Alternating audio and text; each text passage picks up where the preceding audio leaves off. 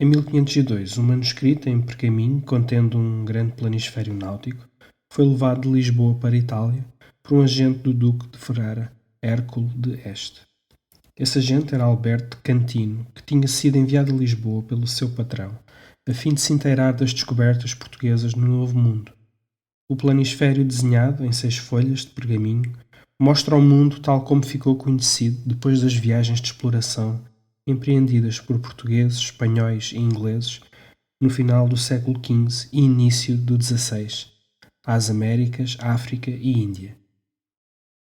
Pouco resta da visão geográfica transmitida por Cláudio Ptolomeu na sua Geografia. O Oceano Índico já não é um mar fechado, e locais até então insuspeitos dos europeus, como a Terra Nova e o Brasil, são apresentadas nas suas posições geográficas mais ou menos corretas. Por outro lado, partes do mundo então já conhecido, como as costas africanas do Atlântico e do Índico, são representadas com uma exatidão e pormenor surpreendentes. Lado a lado, com a informação geográfica atualizada recolhida nas recentes viagens de exploração, figuram representações baseadas na geografia de Ptolomeu, como o Mar Vermelho e o Golfo Arábico. Se medirmos a extensão longitudinal do mapa, desde o Mar das Caraíbas ao ocidente até à costa da China a oriente, verificamos que somente cerca de 250 graus de perímetro equatorial da Terra são representados.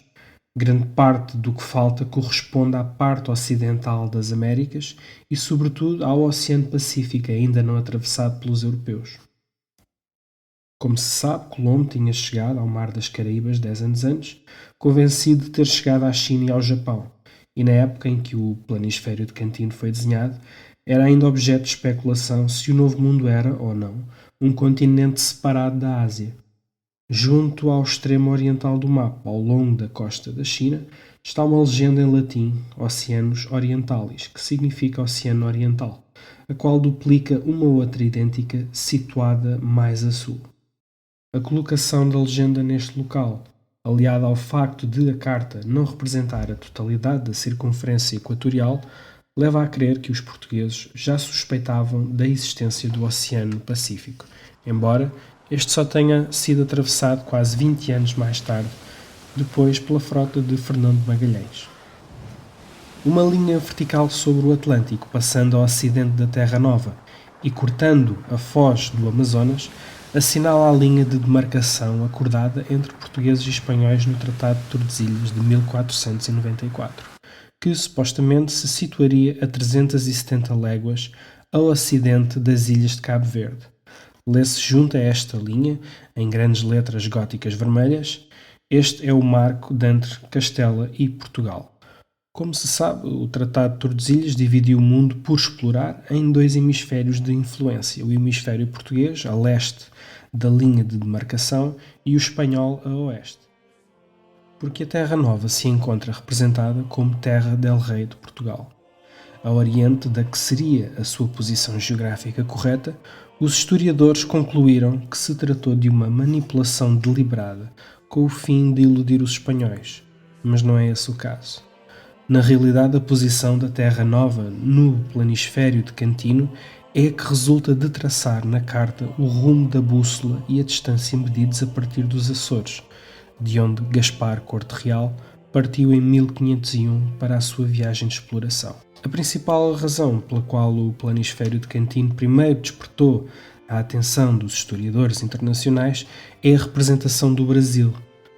A decoração da sua representação no mapa é exuberante, com árvores de grande porte, 3 papagaios, vegetação luxuriosa e 2 bandeiras com as armas do rei de Portugal.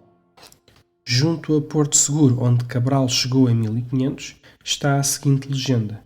A ortografia foi modernizada, mas pode-se ler a Vera Cruz, chamada pelo nome a qual achou Pedro Álvares Cabral, fidalgo da casa do rei de Portugal, e ele descobriu, indo por Capitão-Mor de 14 naus, que o dito rei mandara a Calecute, a qual terra se crê ser terra firme. É interessante verificar como em 1502 não se sabia ainda se esta nova terra de Vera Cruz era uma ilha ou um continente. O planisfério de Cantino É um momento precioso do património cartográfico mundial. A sua importância reside no facto de conter informação única sobre as viagens de exploração realizadas num período particularmente rico da história da civilização ocidental e também de documentar a transição entre a cartografia náutica tradicional, as cartas Portolano, e a cartografia baseada em observações astronómicas.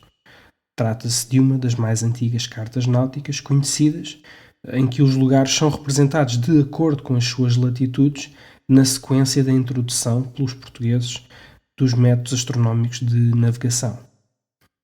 Muito embora o mapa não contenha uma escala de latitudes, a qual poderá eventualmente ter sido mutilada, esta é uma implícita na representação do Equador de cor dourada nos trópicos de Câncer e de Capricórnio vermelho. Sabendo-se que as latitudes dos trópicos são respectivamente 23 graus e meio norte e 23 graus e meio a sul, é fácil reconstituir aquela escala. Mas o mapa também é muito valioso na época em que foi construído, pelo seu tamanho e beleza artística e riqueza da própria decoração, e também pelo facto de conter informação atualizada e estrategicamente importante sobre um mundo que era descoberto dia a dia e cujas potencialidades comerciais eram apetecíveis para os europeus. A história do planisfério é recambulesca.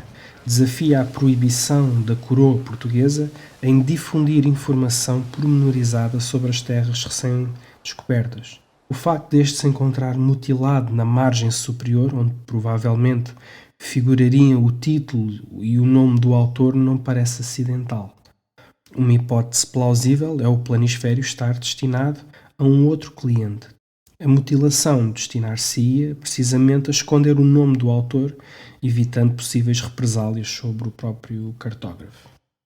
O que quer que tenha acontecido, parece não haver dúvidas de que o autor do planisfério de Cantino teve acesso a informação privilegiada sobre as mais recentes viagens de exploração, de Colombo às Antilhas, portanto de 1492 a 1500, de Vasco da Gama à Índia, 1497 a 1498, de Pedro Álvares Cabral ao Brasil, de 1500 a 1501, e dos irmãos Corte Real à Groenlândia e Terra Nova, 1500 a 1502. A par com informação sobre as missões de exploração, o mapa contém numerosas legendas com pormenores sobre as riquezas das várias regiões, os escravos e o ouro em África, as especiarias na Arábia e Índia, ou as sedas e pedras preciosas no Oriente. Mas as peripécias do planisfério de Cantino não acabaram com a sua entrega a Hercule de Este e a sua deposição na Biblioteca Ducal. Em 1592, o Papa Clemente VII retirou à Casa de Este o Ducado de Ferrara e o mapa foi transferido para o Palácio de Modena. Aí permaneceu até 1859, quando o palácio foi saqueado durante tumultos populares. Viria a ser reencontrado acidentalmente, alguns meses mais tarde, pelo diretor da Biblioteca Estense a decorar a loja de um salsicheiro.